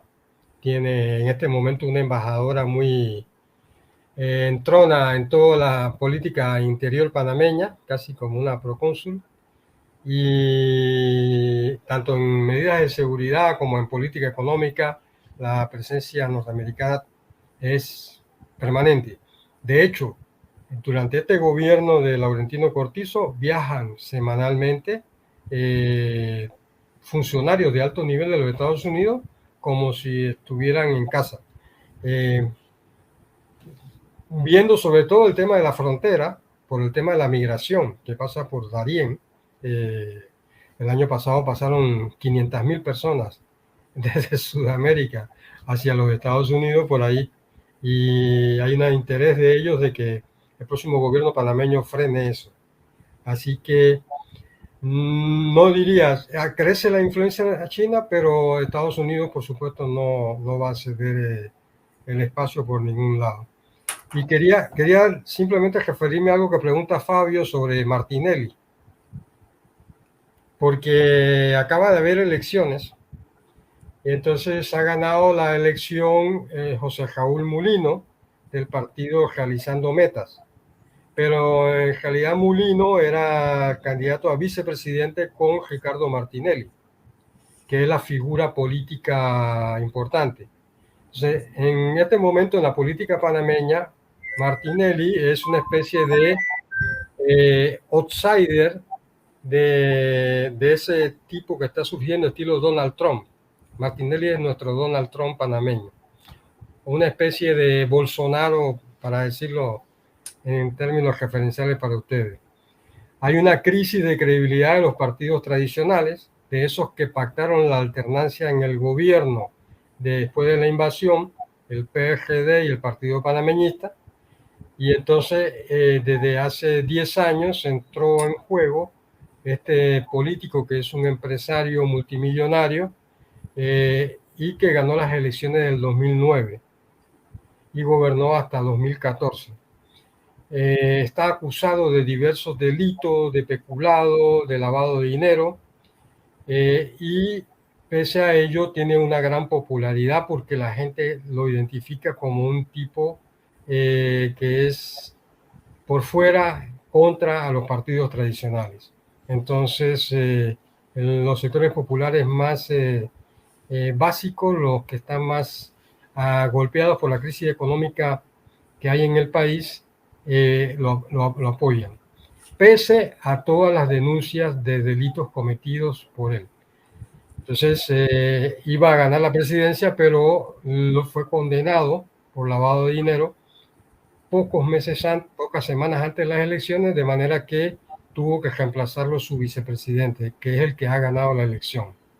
Y Martinelli en este momento se encuentra exiliado en la Embajada de Nicaragua en la ciudad de Panamá. Pero desde allí dirigió la campaña electoral de su suplente. Me gustaría, puedo intervenir respecto a eso. En realidad, el gobierno de Martinelli calentó la economía tremendamente, ¿no? Así que dio mucho trabajo, había mucho trabajo. Se estaba por inaugurar el canal, todavía se estaba construyendo esta ampliación del canal. Así que estaba circulando mucho dinero, él hizo muchas obras públicas. El pueblo recuerda que en la época de Martinelli tenía plata en el bolsillo, es decir, había trabajo y ellos tenían plata. Entonces, por eso circula entre el pueblo un dicho que dice, robó pero hizo. No importa si fue corrupto, ¿verdad? Pero hizo cosas, los otros son corruptos y no hacen nada. Entonces, ese eslogan de robó pero hizo caló fuerte en el pueblo, ¿verdad? Los trabajadores decían, bueno, teníamos plata, teníamos trabajo, ahora apenas sobrevivimos, ¿no? Y ese imaginario también, que no va a ser el mismo, ¿no? Si Martinelli regresa, porque ahora no hay ampliación del canal, ni hay metro, ni nada, ¿no? Es lo que le quedó al pueblo y por eso votan masivamente por Martinelli.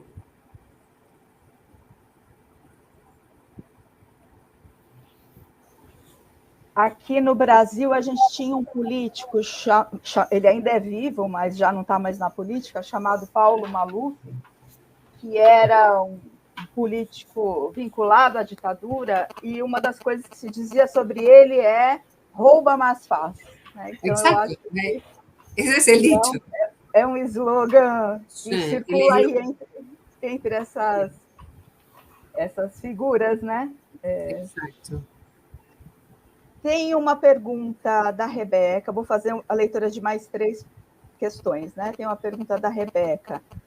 ¿Cuáles son las perspectivas que tiene el canal con los problemas climáticos que afectan el fluxo de agua del canal? A pergunta do Fábio, o Medo e a Patrícia já responderam. Aí uma pergunta do Tiago. Como estão organizadas as forças progressistas, sindicatos, movimentos populares, povos indígenas, partidos, estudantes, intelectuais, atualmente no debate público e político no Panamá? Bastante coisa, né, Tiago? Mas talvez um comentário breve. E uma pergunta do Rubem. El modelo de autonomía de las comarcas es ejemplar para la mayoría de países latinoamericanos. ¿Cómo han lidado con los pueblos indígenas con el intervencionismo gringo y neoliberalismo post-1999? Bueno, una palabrita nada más. Me sorprende que sea un modelo ejemplar para la mayoría de los latinoamericanos, porque en realidad este modelo de las comarcas son guetos de pobreza, abandono, miseria, como los vemos en Panamá, ¿no? De desnutrición, de niños que mueren desnutridos en las comarcas, ¿no? Y por supuesto también estos pueblos indígenas han tenido que lidiar con el neoliberalismo, con las políticas liberales, con la expropiación de tierras, sobre todo para la construcción, ¿verdad?, de hidroeléctricas, ahora también para abastecer de agua al canal. Así que en realidad nosotros tenemos otra visión de las comarcas y de estos pueblos indígenas, porque los niños indígenas, ¿verdad?, tienen que caminar a veces hasta 10 kilómetros por día de ida, en medio de pantanos, de ríos, de más, para poder llegar a una escuela, para tener una educación con un solo maestro que atiende 6 grados diferentes, ¿no? Completamente marginados de lo que podría ser una educación hoy del primer nivel.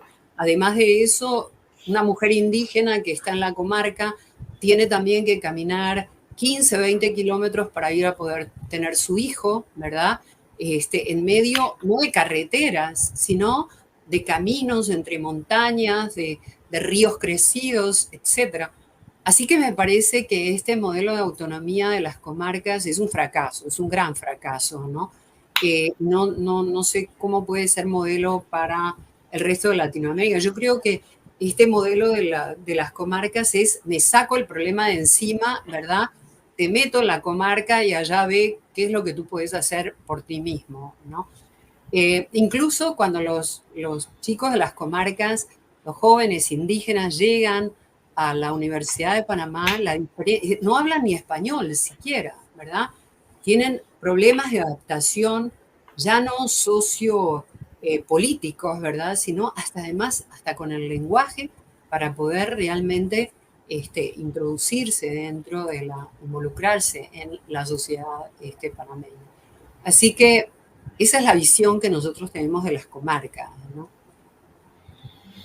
Bueno, yo difiero un poco de la profesora.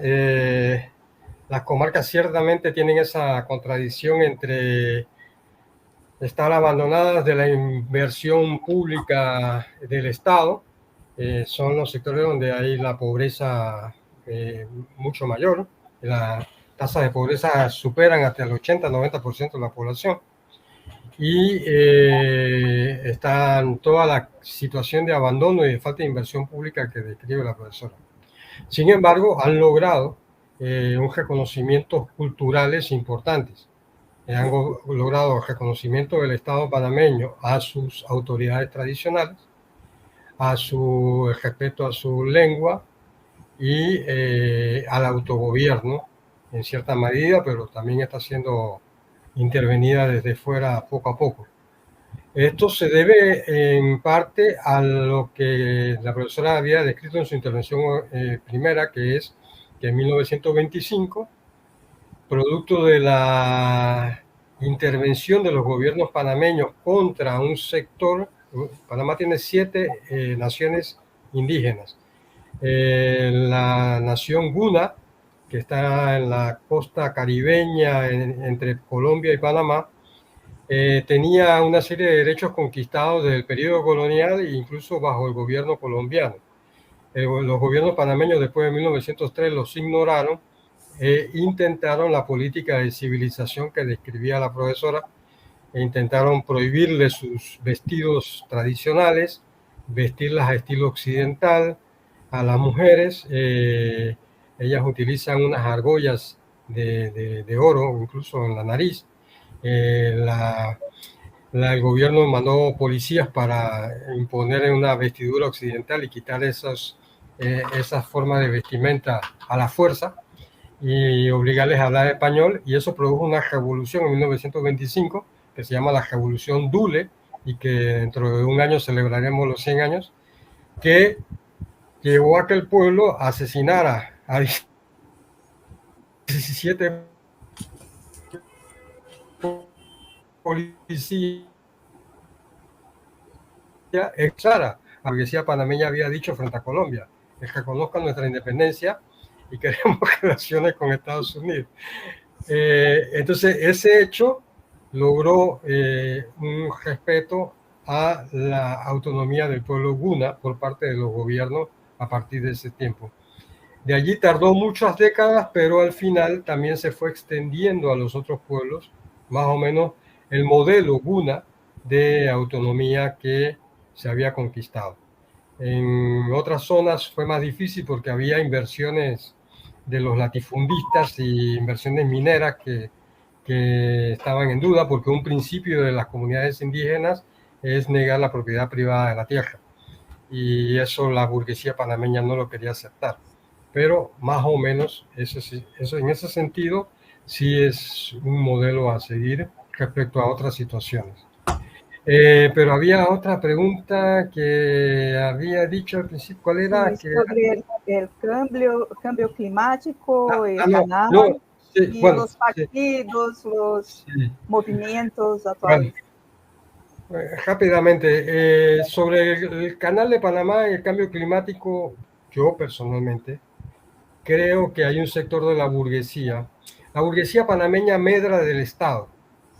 Se han hecho multimillonarios a costa de contratos públicos.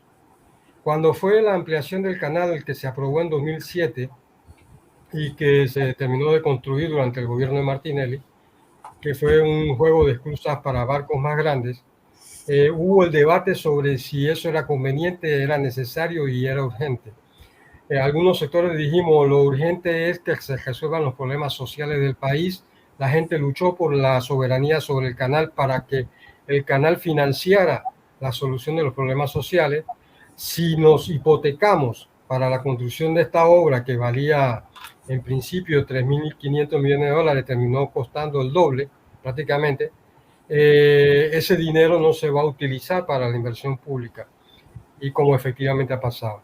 Ahora, ya ha pasado más de 10 años, la burguesía quiere lograr la construcción del trasvase de 2 lagos que están distantes del canal de Panamá, de agua hacia el canal de Panamá. Entonces, necesitan alegar que el canal se está quedando sin agua. Por supuesto, las esclusas grandes que construyeron consumen mucha más agua que la que consumían las otras. Entonces, quieren presentar la situación como una cosa urgente o el canal se va a secar. Eso no va a pasar, porque lo que pasó en este último año es que hubo el fenómeno del Niño, que es un fenómeno estacional que se repite cada 5 años. Pero no quiere decir que ya estamos en una situación de catástrofe climática. No creo que sea el caso. Creo que ellos quieren lograr que el próximo gobierno apruebe esas obras públicas de las que las empresas vinculadas al capital panameño sacarán una tajadita para su bolsillo. Y la última pregunta, la de Tiago. El movimiento popular panameño en los últimos 2-3 años se ha organizado en una serie de alianzas que se llaman, en la que participan sindicatos y sectores populares organizados, intelectuales y demás, como él describe allí. El hecho es que estas alianzas salió una candidatura en las elecciones que acaban de pasar el 5 de mayo, decidida por la profesora Maribel Gordón y el profesor Richard Morales. Sin embargo, electoralmente no le fue bien. Sacó el 1% o un poquito más en la votación del 5 de mayo. Consideraciones hay diversas. Por ahí hoy publiqué un balance electoral. Se los puedo hacer llegar para que lo pasen a los estudiantes y puedan tener otras consideraciones. Pero es así. El año pasado estos sectores y el antepasado, en julio del 22, lograron paralizar junto con los indígenas la economía del país, exigiendo la congelación de los precios del combustible y los alimentos. El año pasado se repitió la movilización y la paralización del país luchando contra el contrato de la mina de cobre de la zona de Donoso en Colón entre octubre y noviembre de 2023. Eso terminó en una victoria que fue el rechazo de la Corte Suprema a ese contrato por inconstitucional. Fueron movilizaciones muy fuertes. Sin embargo, eso no tiene un correlato directo en el tema electoral, por lo menos de una propuesta de la izquierda. Hay otros sectores de capas medias que sí lograron capitalizar ese voto de protesta. Obrigada, Olmedo. Tem uma última pergunta do Fábio para a professora Patrícia. ¿Puede comentar sobre la relación de la Revolución Tule y de los Gunas con los Estados Unidos? Sí, en realidad el pueblo Guna había sido tradicionalmente un pueblo muy rebelde a la autoridad establecida, ¿no? Ya desde la época de la colonia española. Y al llegar el siglo XX, ¿verdad? Y con el desarrollo de la industria automovilística, la región era rica en caucho. Así que muchas industrias caucheras como no me sale ninguna ahora, ¿verdad? Pero bueno, industrias caucheras se establecieron en la región y también existía, ¿verdad?, el modelo positivista, ¿no?, de civilizar a estos pueblos que eran bárbaros y que eran salvajes. Así que eso coincidió en la época de Porras, por ejemplo. Se hizo una política de civilización que era cuarteles, escuelas y campesinos, ¿no?, para civilizar a los indígenas. Y adicional a eso, ¿verdad?, llega a la región de los Kunas, al archipiélago, Richard Marsh, que era en realidad un representante de estas compañías de Goodyear, ¿verdad?, específicamente de Goodyear. Había sido además ministro de los Estados Unidos en Panamá en 1910 y se había opuesto junto con la oligarquía nacional a que Carlos Mendoza, que era un mulato, ocupara la presidencia.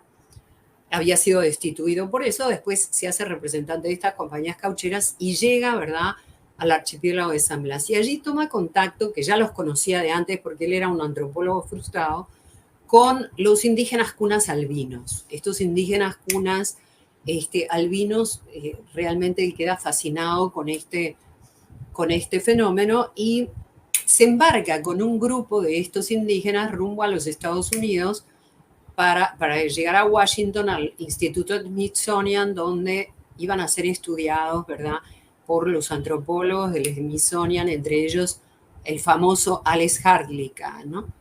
Un año después aproximadamente, o unos meses después, es decir, no solo van los indígenas Kunas albinos, sino que van los Sailas, es decir, los jefes, etcétera. Es un grupo grande, importante, que durante un año está en Estados Unidos y están siendo estudiados, es decir, los antropólogos fomentan la cultura de este pueblo y cuando llegan a Panamá de nuevo se encuentran, ¿verdad?, con las restricciones impuestas que, como dijo el profesor Beluche, no podían ni siquiera comer su comida, ¿verdad? Se consideraba comida de salvajes, así que estaban completamente reprimidos. Y en este contexto y en el hecho, ¿verdad?, de que el archipiélago además ha producido mucha gente, muchos marinos, ¿no?, que salían y recorrían en los barcos el mundo y después llegaban, como por ejemplo Charlie Robinson a inicios de la República.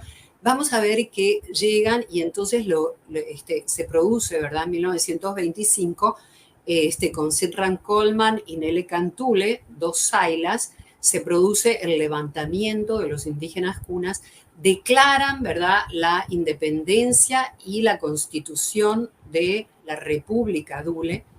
Es muy curiosa el acta de independencia, que aparentemente fue redactada por Richard Marsh, pero que dice que ellos, que ellos son superiores a los negros, ¿verdad?, de la policía negra que le quería imponer el gobierno de Panamá, que ellos son un pueblo superior y que ellos no pueden estar en contacto con ellos, y mucho menos, como quería Panamá, que se mezclaran, ¿no? Es muy interesante esa acta de independencia del pueblo cuna. Y final, porque durante la época de Porras mandó policías, etcétera, negros a la región, y era esta policía la que le imponía todas las medidas restrictivas de su cultura a los indígenas cunas.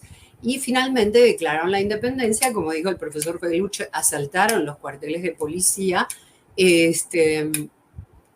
asesinaron a varios de los policías, etc. El gobierno nombró una comisión, ¿verdad?, y después quedaron adscriptos a la diócesis del Darién, una diócesis católica, ¿verdad?, porque ya el gobierno tomó distancia con la política de civilización de indígenas. Pero en realidad Estados Unidos desautorizó a Marsh, ya lo había destituido, ¿verdad?, y en aquel momento tampoco anexó a los cunas, ¿no? Después muchos cunas durante la etapa republicana emigraban a Panamá y Colón y trabajaban para los norteamericanos. Eran los cocineros de la ciudad de Panamá y de la ciudad de Colón y del área del canal. Trabajaban en la casa de los norteamericanos como cocineros y también eran cocineros en los restaurantes que había en las ciudades de Panamá y Colón. Bien, eso es lo que puedo decirles de los cunas, ¿no? Obrigada, professora. Bom, muitíssimo obrigada, muitas graças a ambos. A gente aprendeu muito com essa aula, tenho certeza que todo mundo que acompanha a transmissão hoje sai mais informado e com mais desejo de conhecer sobre a história do Panamá. A gente recomenda que as pessoas busquem os livros, artigos dos professores, da Patrícia e do Olmedo, muitos deles disponíveis na internet, né? Esperamos também que o Olmedo nos envie o seu balanço, o seu artigo sobre as eleições. E, mais uma vez, agradeço em nome de toda a equipe a aula de vocês. E faço a chamada aqui para na semana que vem as pessoas acompanharem a aula sobre a Costa Rica, no dia 1º de junho, às 14 horas. Mais uma vez, muito obrigada, Olmedo e Patrícia. Gracias por la invitación. Hasta luego, gracias por la invitación. Hasta luego.